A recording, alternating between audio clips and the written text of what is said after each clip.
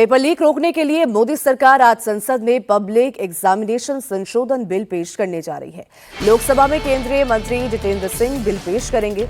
Public examination संशोधन bill के जरिए मोदी सरकार ने पेपर लीक माफियाओं पर नकेल कसने की कोशिश की है। नए बिल का कानून बनने के बाद पेपर लीक करने पर 10 साल की जेल, 10 करोड़ जुर्माना लगेगा। साथ ही अगर सर्विस प्रोवाइडर कंपनी दोषी हुई तो 8 साल के लिए ब्लैकलिस्ट हो जाएगी। कंपनी के डायरेक्टर मैनेजर दोषी हुए तो 10 साल जेल, 10 करोड़ जुर्माना लगेगा। इसके साथ ही कोचिंग संस्थान पेपर लीक में शामिल हुए तो संपत्ति भी जब्त होगी।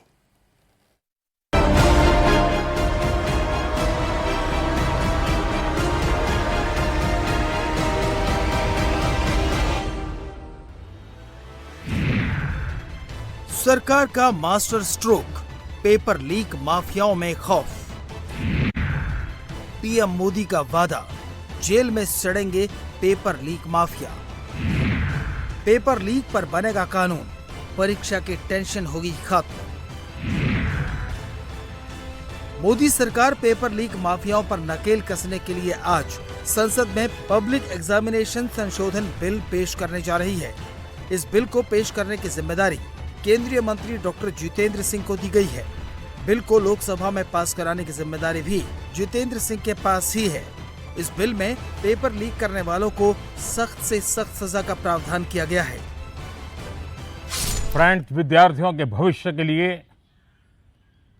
भारत सरकार लगातार अनेकविध कदम उठा रही है।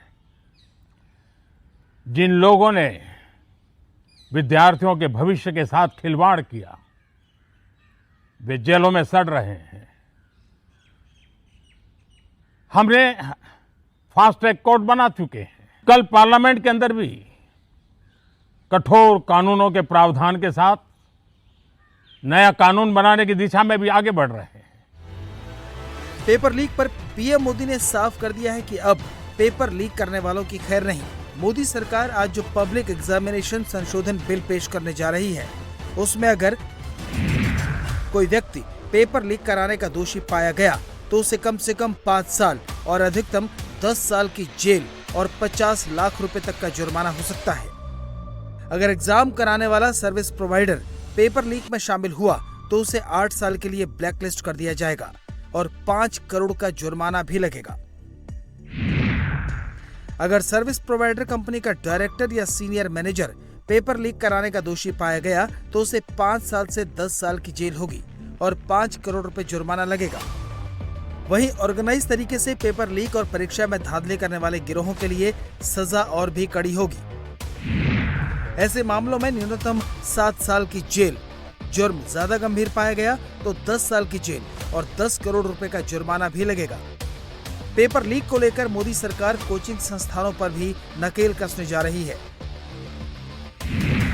अगर कोचिंग संस्थान पेपर लीक कराते हैं तो उनकी पूरी संपत्ति सीज कर ली जाएगी और परीक्षा कराने का सारा खर्च भी उन्हीं से वसूला जाएगा।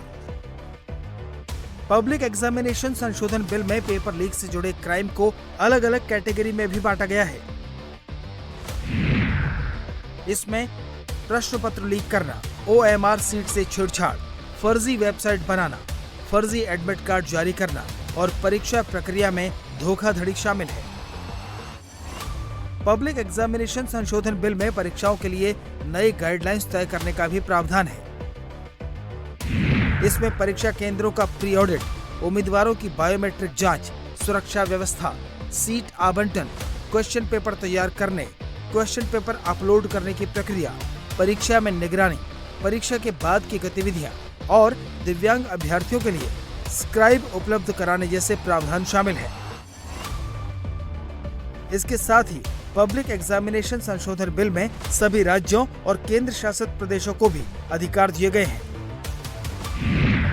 राज्यों को किसी भी सेशन कोर्ट को विशेष फास्ट ट्रैक कोर्ट के रूप में अधिसूचित करने का अधिकार दिया जाएगा। इन अदालतों में पेपर लीक केस की रोजाना सुनवाई होगी। चार्जशीट दाखिल होने के 3 महीने के अंदर केस का निपटारा करना होगा। जरूरत पड़ने पर केंद्र सरकार किसी भी मामले की जांच के लिए स्पेशल टास्क फोर्स भी गठित कर सकेगी। पब्लिक एग्जामिनेशन संशोधन बिल को लेकर राज्यों में भी तैयारी शुरू हो गई है। यूपी में मुख्यमंत्री योगी आदित्यनाथ ने ऐलान कर दिया है कि अब पेपर लीक माफिया को मिट्टी में मिला दिया जाएगा। अब सोमवार को देश की संसद में यह बिल आने वाला है। मान करके चलिए, माफिया मिट्टी में मिलेंगे, कोई रोक नहीं सकता माफिया को मिट्टी में मिलने से। ये नकल माफिया, ये कांग्रेस और समाजवादी पार्टी की विरासत है। मोदी सरकार जहां पब्लिक एग्जामिनेशन संशोधन बिल के जरिए पेपर लीक माफियाओं पर नकेल कसने की तैयारी में है, वहीं विपक्ष दूसरा एजेंडा सेट करने में लगा है। Our leader Rahul Gandhi has demanded to the Prime Minister and the government. Some of them are already done. Number one is government for resignation. This is the demand of entire nation. This is the demand of entire students, because he is the symbol of this entire CBSE NEET episode. Our leader wrote a letter to the Home Minister of India asking questions. Who given pellet gun to this police to attack students? Who ordered? Whether the Home Minister ordered? Who told the police officers to beat the students brutally? When policemen beaten our lady students? Who is responsible for all this? These are the questions tomorrow Amit Shah has to answer. We will not allow Amit Shah without answering all these questions in the parliament.